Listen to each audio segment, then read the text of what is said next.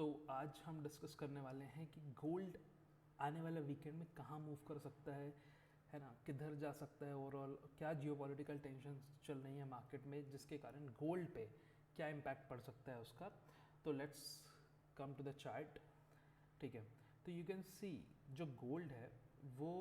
अगर हम इसको देखें तो पिछले कुछ दिनों से गोल्ड क्या कर रहा है, बेसिकली यू कैन सी कि अगर हम यहाँ से एक पैरेलल चैनल ड्रॉ करें तो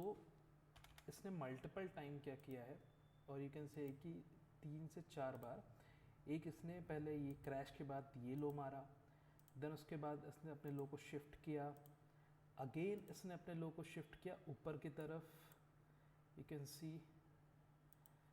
दिस, और यू कैन से कि ये वाला लो पहले बना था। ठीक है, और इसने 2 बार रेजिस्टेंस,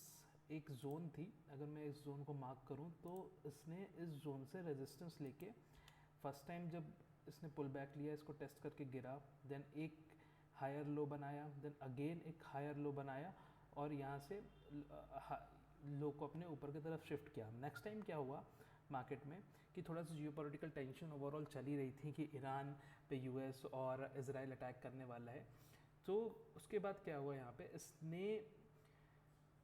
आई थिंक 17 फेब को इसने इस लो की लिक्विडिटी खाई और यहाँ से एक बूम अपसाइड की रैली दी, क्लोजिंग हुआ इसका अपने हाई के पास जो रेजिस्टेंस इसने 2 बार टेस्ट करके गिरा था, और अगले दिन एक ब्रेकआउट देख के उस रेजिस्टेंस को तोड़ दिया और एक कंसोलिडेशन की जोन में चला गया। अब यू कैन सी कि अगर मैं मार्क करूँ तो ये इसका अराउंड ऑल टाइम हाई का जोन है, okay, which is at, I can, मैं इस पर एक प्राइस लगा देता हूँ, ओके, विच इज़ नियर 5550 या 5570 के आसपास इसका ऑल टाइम हाई का जोन है। और आप एक चीज़ और देख सकते हैं, बहुत सिंपल सी चीज़ है, अगर मैं इस पर बॉलिंगर बैंड लगाऊँ सो यू कैन सी कि इसने क्या किया है, इसने एक इसकी हायर जोन थी, अपर लेवल था, यू कैन सी ये, और एक लोअर लेवल था इसका ये। और अगर मैं इसकी प्राइस रेंज को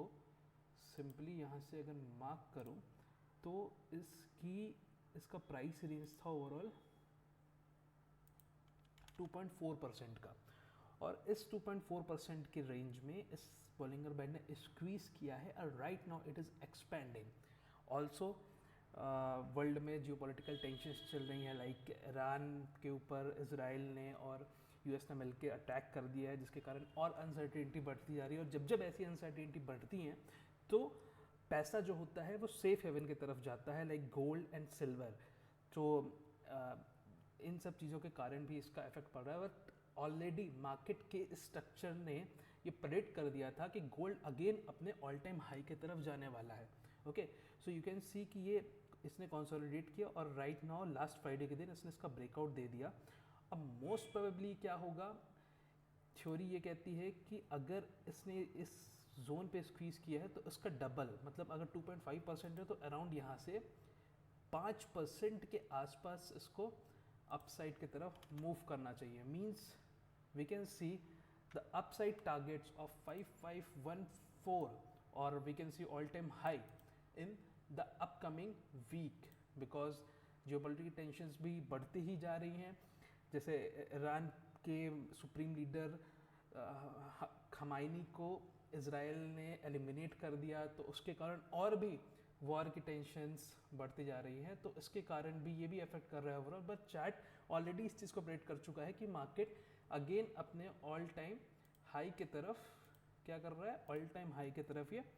मूव कर रहा है। तो मोस्ट प्रोबेबली मंडे के दिन क्या होगा, ये हो सकता है गैप अप खुले और फट जाए। दूसरी चीज़ क्या हो सकती है, गैप अप खुले, रीटेस्ट करे, देन अगेन ऊपर की तरफ निकले, but it have to move up, और in the next upcoming weeks it can touch again its all time high. So further updates के लिए हमारे चैनल प्राइम एफेक्ट्स के साथ बने रहें, and you will get more knowledgeable content over here. Thank you so much.